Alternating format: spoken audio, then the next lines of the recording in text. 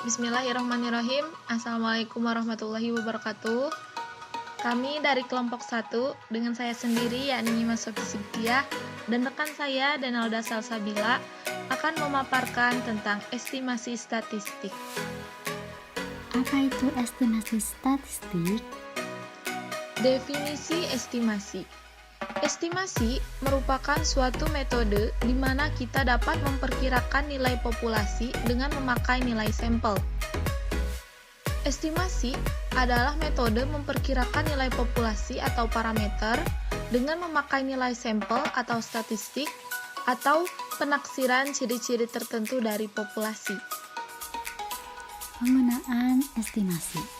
Dalam bidang kesehatan, estimasi digunakan untuk mengestimasi prevalensi penderita penyakit atau mengestimasi angka kematian seperti angka kematian ibu dan angka kematian bayi. Sementara di rumah sakit, estimasi dapat digunakan untuk memperkirakan jumlah pengunjung atau memperkirakan prognosa atau kemungkinan sembuhnya suatu penyakit. Estimator yang baik. Estimator adalah nilai penduga. Estimator adalah setiap statistik seperti mean sampel, presentasi sampel, varian sampel, dan lain-lain yang digunakan untuk mengestimasi sebuah parameter. Apabila dihitung rata-ratanya, dari semua sampel memberikan nilai yang sama dengan parameter populasinya. Ciri-ciri estimator yang baik ada 3. Pertama, ada tidak bias. Lalu yang kedua ada efisien. Yang ketiga ada konsisten. Tidak bias. Tidak bias maksudnya sesuai nilai parameter populasi, yakni hasilnya mengandung nilai parameter yang diestimasi, sama dengan unbiased estimator. Penduga tak bias artinya penduga yang dengan tepat mengenai sasaran, seperti yang ditunjukkan oleh gambar di sebelah kiri. Sementara penduga bias artinya penduga yang tidak tepat mengenai sasaran atau disebut meleset, seperti yang ditunjukkan di gambar sebelah kanan. Untuk mencapai hal tersebut dapat dilakukan dengan mendekatkan besar sampel dengan besar sampel populasi. Selanjutnya, efisien. Bila dilihat dari keruncingan atau kurtosis kurva yang diperoleh, maka nilai penyebaran semakin kecil merupakan estimator efisien. Ini adalah salah satu contoh gambar dari penduga efisien. Yang terakhir, konsisten. Bila dilihat dari kemencengan distribusinya, semakin menceng distribusinya, semakin tidak konsisten. Dan sebaliknya, semakin tidak menceng, maka semakin konsisten. Gambar tersebut adalah contoh dari penduga konsisten.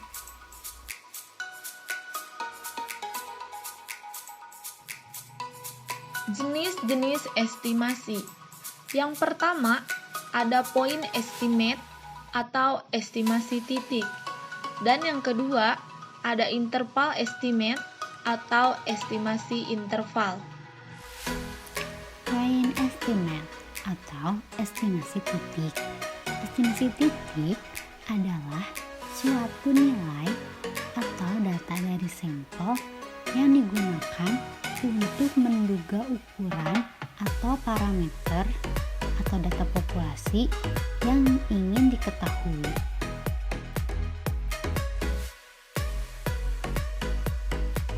Example atau contohnya, diambil sampel 5 orang petani dari 30 petani di Dusun Sundawaringin untuk menduga rata-rata umur populasi.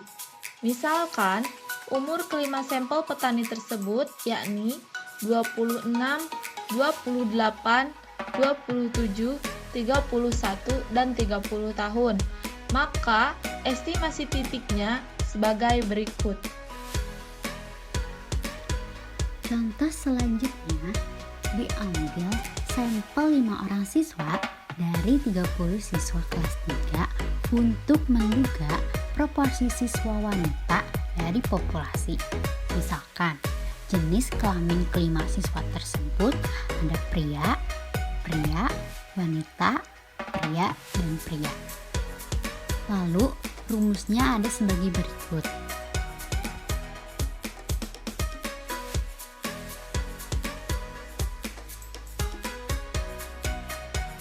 Interval estimate atau estimasi interval merupakan sekumpulan nilai statistik sampel dalam interval tertentu yang digunakan untuk mengadakan estimasi terhadap parameter populasi dengan harapan bahwa nilai parameter populasi terletak dalam interval tersebut. Sebuah estimasi interval atau interval estimate dari sebuah parameter skor adalah suatu sebaran nilai-nilai yang digunakan untuk mengestimasi interval. Estimasi interval nilai suatu rata-rata dengan menggunakan rumus berikut.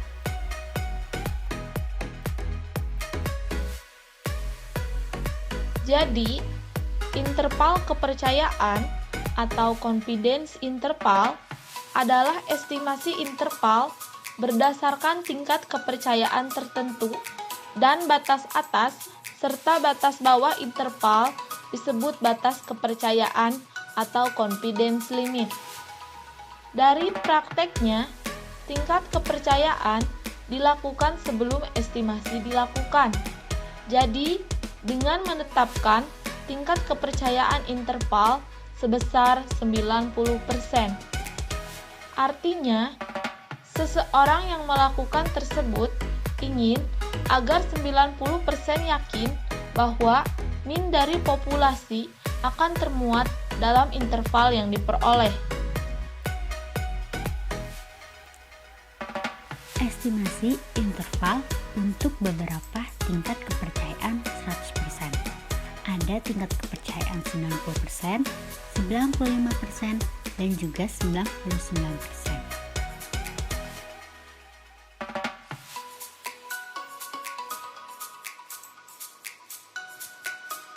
Example atau contohnya yakni seorang dosen ingin mengestimasi waktu rata-rata yang digunakan mahasiswa untuk belajar. Suatu sampel acak ukuran 36 menunjukkan bahwa rata-rata waktu yang digunakan mahasiswa untuk belajar di rumah setiap harinya adalah 100 menit. Informasi sebelumnya menyatakan bahwa standar defisiasi adalah 20 menit. Estimasi interval dengan tingkat kepercayaan 95% dapat ditentukan seperti berikut ini. Nah, untuk menjawabnya, kita memakai rumus tingkat kepercayaan 95% sebagai berikut.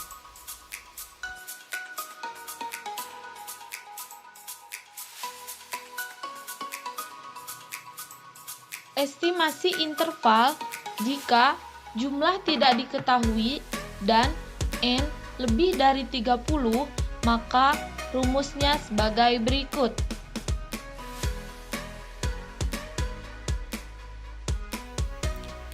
Contohnya, dari seluruh mahasiswa 4 kelas diambil sebagai sampel 40 mahasiswa dan didapatkan nilai biostatistik dari 40 mahasiswa tersebut adalah sebagai berikut.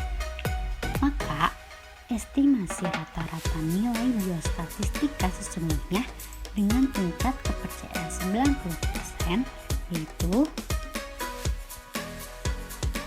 Hasil output SPSS adalah sebagai berikut.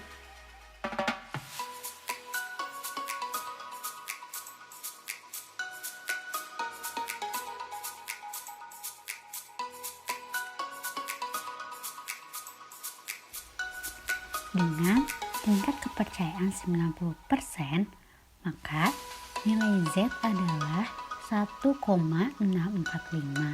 Jadi, estimasi interval dari rata-rata sesungguhnya adalah sebagai berikut.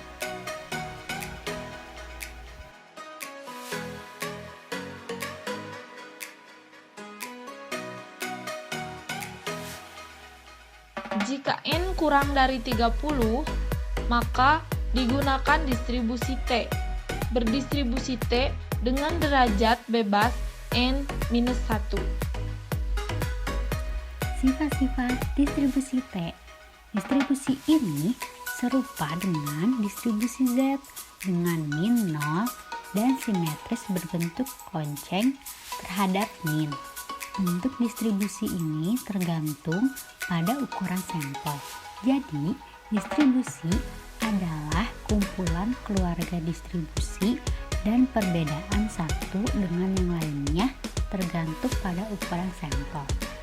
Pada ukuran sampel yang kecil keruncingan berbentuk distribusi T, dan jika meningkatnya ukuran sampel mendekat 30, maka bentuk distribusi semakin mendekati bentuk distribusi Z. Berikut ini adalah grafik fungsi distribusi T. Nah, ini adalah rumus untuk N kurang dari 30 untuk min populasi.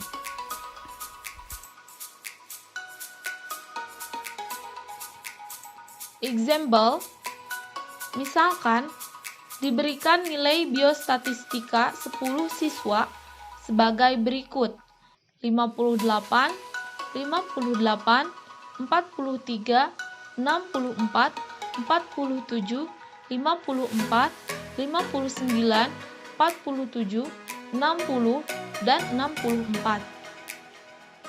Estimasi rata-rata nilai statistik sesungguhnya pada populasi, nilai rata-rata statistik dengan tingkat kepercayaan 95% dapat diestimasi sebagai berikut. Nah, rumus tersebut adalah rumus yang digunakan untuk mencari nilai rata-rata statistik dengan tingkat kepercayaan 95% dengan hasil 0,05. Interval kepercayaan MU atau rata-rata populasi dengan koefisien kepercayaan 95% yakni sebagai berikut.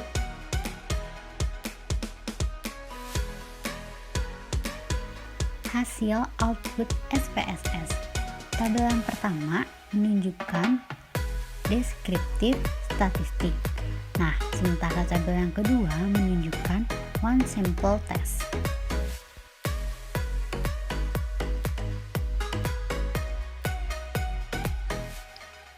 Estimasi interval nilai satu proporsi. Rumusnya seperti berikut ini.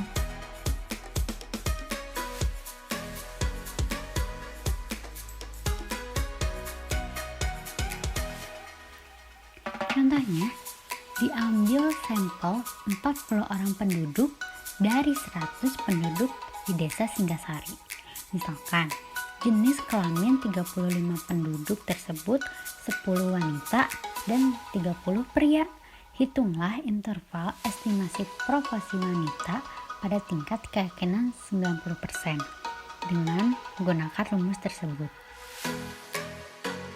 Maka, jawabannya seperti berikut ini.